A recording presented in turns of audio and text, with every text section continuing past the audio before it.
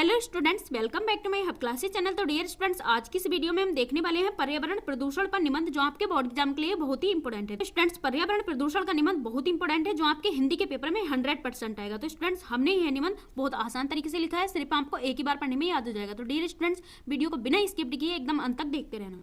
तो देखिए, आपके बोर्ड एग्जाम में ये कई प्रकार से पूछा जा सकता है। जैसे पहला पॉइंट दिया हुआ है पर्यावरण प्रदूषण समस्या और समाधान, आपके बोर्ड एग्जाम में इस प्रकार से भी आ सकता है। और पॉइंट नंबर 2 दिया है पर्यावरण संरक्षण का महत्व, ठीक है, इस प्रकार से भी आ सकता है।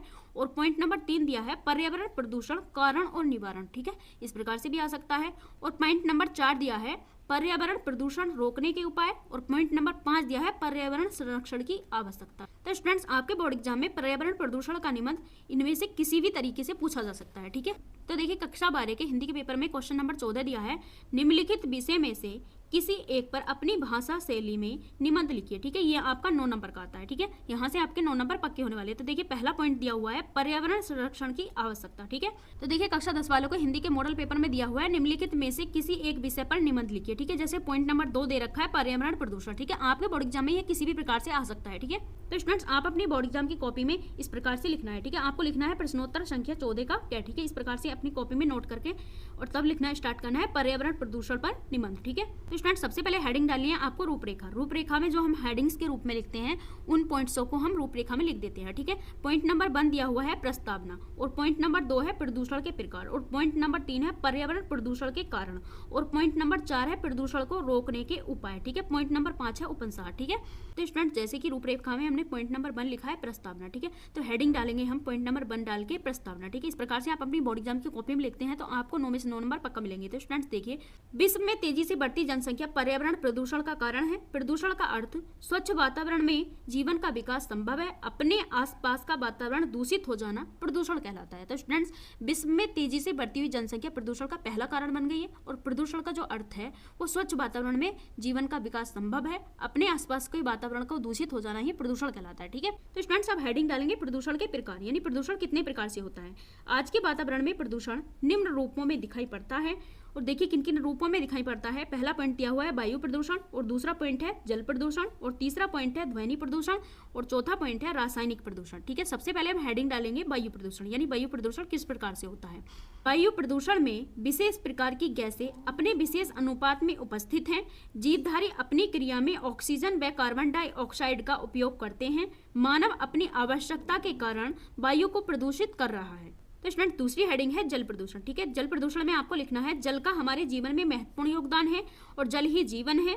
जल में कुछ तत्व जैसे खनिज लवण, कार्बनिक अकार्बनिक गैसें आदि का अधिक मात्रा में हो जाने के कारण जल प्रदूषित हो जाता है, ठीक है। इस प्रकार से आपको जल प्रदूषण में लिखना है, ठीक है। तो स्टूडेंट्स, आपको नेक्स्ट हेडिंग डालनी है ध्वनि प्रदूषण, ठीक है। ध्वनि प्रदूषण में आपको लिखना है ध्वनि प्रदूषण आज की एक नई समस्या है। इसे वैज्ञानिक प्रगति ने पैदा किया है। जैसे मोटर कार, ट्रेन तथा कारखानों, मशीनों, लाउड स्पीकर आदि से ध्वनि प्रदूषण बढ़ जाता है, ठीक है।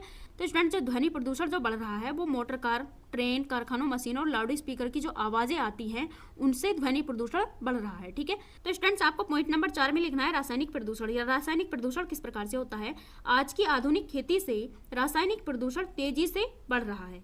अत्यधिक जनसंख्या वृद्धि कारण, ठीक है, और उपज में वृद्धि के लिए दवाइयों व कीटनाशकों का उपयोग। तो स्टूडेंट्स, आज की आधुनिक खेती में रासायनिक प्रदूषण बहुत तेजी से बढ़ रहा है। और अत्यधिक जनसंख्या वृद्धि के कारण, यानी जनसंख्या में बहुत ज्यादा वृद्धि होने के कारण अनाज की उपज बढ़ाने के लिए अनेक प्रकार की दवाइयों का प्रयोग करते हैं, उससे रासायनिक प्रदूषण बढ़ रहा है, ठीक है।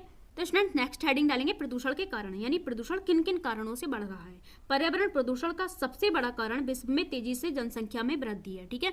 विश्व की जनसंख्या आज सुरसों की भांति विकराल रूप धारण की है। और दूसरा कारण विज्ञान है, मानव पर इसका बुरा प्रभाव पड़ रहा है, ठीक है।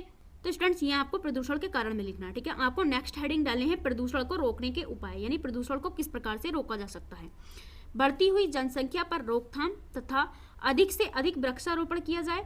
और जल व कचरे व मृत शवों को न बहाया जाए तथा धुआं से बचने के लिए कल कारखानों को वहां बनाया जाए जहां पर जनसंख्या कम हो। तो स्टूडेंट्स बढ़ती हुई जनसंख्या पर रोकथाम की जाए और अधिक से अधिक वृक्षारोपण यानी अधिक से अधिक वृक्षों को लगाया जाए। ठीक है, जल व कचरे में मृत शवों को यानी मरे हुए जीव जानवरों को ना फेंका जाए तथा धुआं से बचने के लिए कल कारखानों यानी कारखानों को वहां बनाया जाए जहां जनसंख्या कम हो। ठीक है, यहाँ आपको प्रदूषण को रोकने के उपाय में लिखना है। ठीक है, तो स्टूडेंट्स आपकी लास्ट हेडिंग है उपसंहार। ठीक है, उपसंहार में आपको लिखना है इसके लिए हम सबको मिलकर पर्यावरण को बचाना होगा और प्रदूषण की समस्या आज पूरे विश्व में है। इसके लिए शासन व सरकार को पूर्ण रूप से ध्यान देना चाहिए और पर्यावरण को बचाने के लिए उचित कार्य करने चाहिए। तो स्टूडेंट इसके लिए हम सबको मिलकर पर्यावरण को प्रदूषित होने से बचाना चाहिए और जो है प्रदूषण की समस्या आज पूरे विश्व की समस्या है। इसके लिए शासन व सरकार को पूर्ण रूप से ध्यान देना चाहिए और पर्यावरण को बचाने के लिए उचित कार्य करने चाहिए। ठीक है, ये आपको उपसंहार में लिखना है। तो डियर स्टूडेंट्स, पर्यावरण प्रदूषण पर निबंध आप अपनी बोर्ड एग्जाम की कॉपी में इस प्रकार से लिखते हैं तो आपको 9 में से 9 नंबर पक्का मिलेंगे। तो डियर स्टूडेंट्स, वीडियो को लाइक करें और चैनल को सब्सक्राइब करें और साइड वाले बेल आइकन को जरूर प्रेस कर दें जिससे कि आने वाली वीडियो की नोटिफिकेशन आपको सबसे पहले मिल सके।